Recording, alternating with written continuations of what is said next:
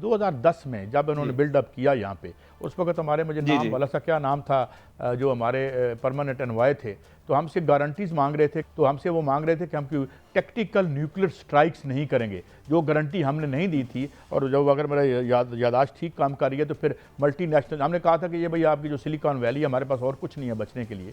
तो उसके बाद शायद इंटरवीन किया मल्टीनेशनल्स ने और उस एक न्यूक्लियर जो एक फ्लैश पॉइंट बन रहा था उसको। तो क्या अब हमारे पास क्या ऑप्शन है, क्योंकि वो ज़ाहिर है 5 गुना हमसे बड़ी फौज है, 100 बिलियन का वो असला भी खरीद चुके हैं। तो अब ये अगर होता है तो व्हाट ऑप्शंस वी हैव, अगर इस तरह से, क्योंकि हमें अपने आप को तो डिफेंड करना है। तो ये क्या लगता है आपको? मैं आपको ये अर्ज कर रहा हूं कि आजकल के दौर में सबसे बड़ा जो डिफेंस है अपना, वो ऑफेंस है। पाकिस्तान के पास ये सिर्फ अभी इंडिया इज टेस्टिंग वाटर्स, वो देख रहा है कि पाकिस्तान कैसे रिस्पॉन्ड करेगा, अभी हमारा बयानिया क्या चल रहा है, हमारा नैरेटिव क्या चल रहा है।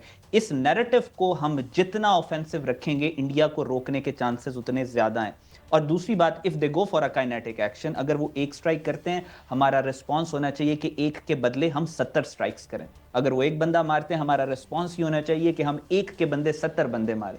We have to put India on the back foot. India की अपनी बहुत सारी फॉल्ट लाइंस है। जब उसको ये पता चलेगा कि Pakistan is going all offensive और हम बैक फुट पे नहीं है, हम ऑफेंसिव हैं, हम एग्रेसिव हैं, तो इंडिया को अपनी फॉल्ट लाइंस भी नजर आएंगी। मणिपुर 7 सिस्टर स्टेट्स में आग लगी हुई है। अभी हम जब बात कर रहे हैं, तकरीबन 48 आवर्स हो गए, वहां पे पुलिस मुकाबला चल रहा है, बहुत बड़ा पुलिस मुकाबला चल रहा है नागालैंड में।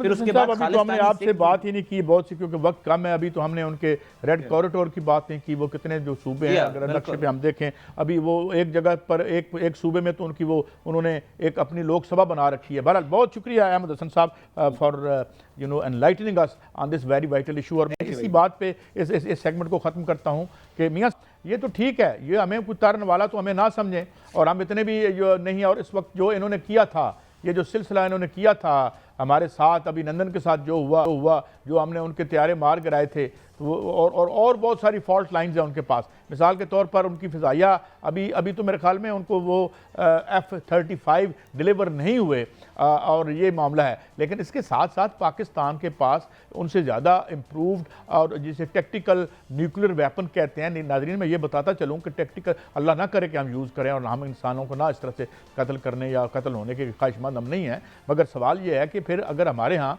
हमारी शहरियों और बस्तियों पर इस तरह होता है, तो टेक्टिकल वेपन एक ख़ास एरिया में ज़िंदगी को, हर तरह की ज़िंदगी को ख़त्म कर देता है, और वो वेपन भी हमारे पास हैं। तो इस तरह ये मियाँ साहब सवाल पता क्या है, नेतन्याहू हो, मोदी हो, इनको अपने आप को पावर में रखने के लिए ये मैंने मरीज ही कहूँगा, ज़हनी मरीज़ हैं ये, और आगे ज़हनी मरीज उन्होंने टीवी पे बिठाए हुए हैं। अर्नाब गोस्वामी को मैं सुन रहा था, वो कहता था इलेक्शन ना कराओ, जो है ना वो कहता है हमने इलेक्शन क्यों कराए। मोदी का इलाज खास तौर पे होने वाला है। आपने देखा सर कि 2019 में 27 फरवरी को क्या हुआ था, उस वक्त भी मोदी का इलाज हुआ था।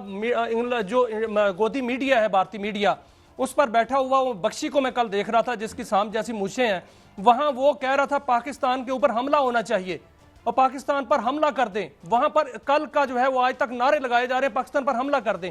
उनको पता नहीं है 27 फरवरी 2019 को क्या हुआ था। काजी साहब, अगर ऐसी जुर्रत, ऐसी जिसारत उन्होंने की तो उस वक्त तो हमने अभिनंदन को दे दिया था, उनको वापस चाय भी पिलाई थी। उसका यूनिफॉर्म आज भी जो है वो कराची के एक म्यूजियम में पड़ा हुआ है। अब जो है वो कोई वहां से बच के नहीं जाएगा। और जो इस वक्त जो उनके त्यारे 3 गिरे थे, अब दर्जनों त्यारे जो है वो तबाह हो जाएंगे। हमारे पास क्या असला कम है? क्या हमारे पास फौज जो बहादुर फौज है वो हर वक्त चुकन्ना है, हर वक्त तैयार है, और तैयारी मुकम्मल कर ली गई है। और जिस तरह उस वक्त टारगेट जो है वो लॉक किए गए थे, इस दफा भी टारगेट लॉक किए जाएंगे। भारत ये जिसारत नहीं करेगा। अगर वो जिसारत करेगा तो इतनी मुंह की खाएगा कि वो याद रखेगा कि जंग क्या होती है। अच्छा मियां साहब, मैं कुछ फैक्टर्स आपको एन्यूमरेट कर दूं। मैं जवाहरलाल यूनिवर्सिटी के इकोनॉमिक्स के प्रोफेसर को सुन रहा था, उनका अपना भी इलाग है, नाम है भला सा लंबा सा, मुझे याद नहीं आ रहा, बहरहाल देख सकते हैं आप। इंडिया की जो तरक्की का ये ढढोरा पीटते हैं, वो कहते हैं कि ये 2% की तरक्की है, 7% या 8% है, 7-8% उनका ग्रोथ, मगर इस ग्रोथ का इंडिया के अवाम से कुछ लेना देना नहीं है। दूसरा मैं आपको एक फिगर और दे दूं कि इंडिया के जो अवाम है ये क्यों कर रहा है, इसको जंग क्यों चाहिए इसको, क्योंकि अंदर से अजाब है। सिर्फ 60% जो यानी 80 करोड़ बंदा जो इंडिया के 140 करोड़ की आबादी में है, वो एक दिन का 200 रुपये से कम कमाता है।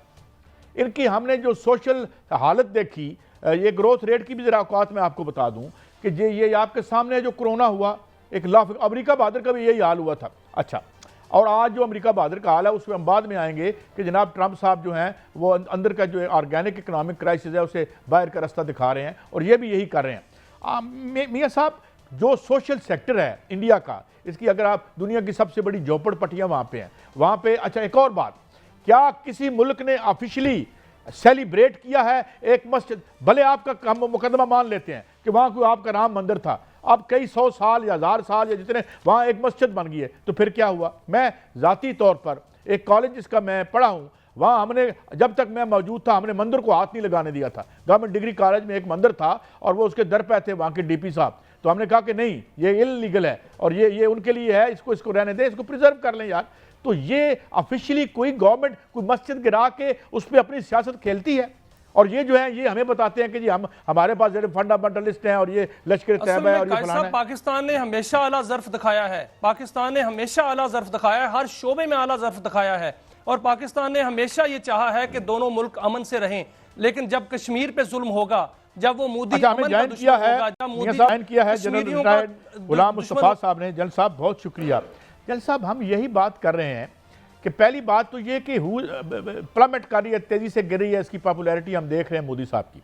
400 किलोमीटर यहाँ से वो दूर है, BLA स्टाइल किलिंग हुई है यहाँ पर, देखें, यानी ये अजीब स्ट्राइकिंग सिमिलैरिटी है कि भाई आईडी पता, देखिए कि आईडी क्या है, वह इधर देखे, इधर पंजाबी देख रहे थे, उधर वो हिंदू देख रहे थे।